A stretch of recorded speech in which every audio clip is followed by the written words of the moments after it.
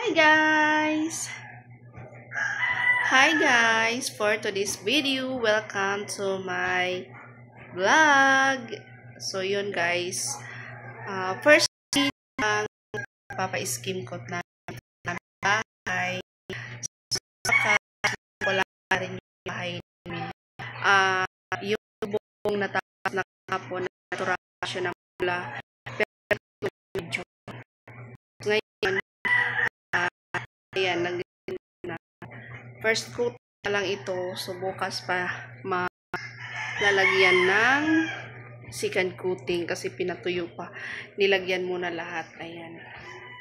Ayan. Dito sa kwarto namin, wala pa. Diyan. Ayan.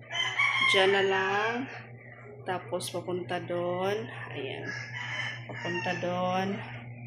Ayan. Papunta doon. Ayan na siya. So, konti na lang guys. Matatapos na.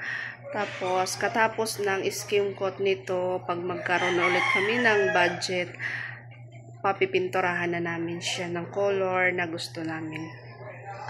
So, yun lang guys. Thank you for watching.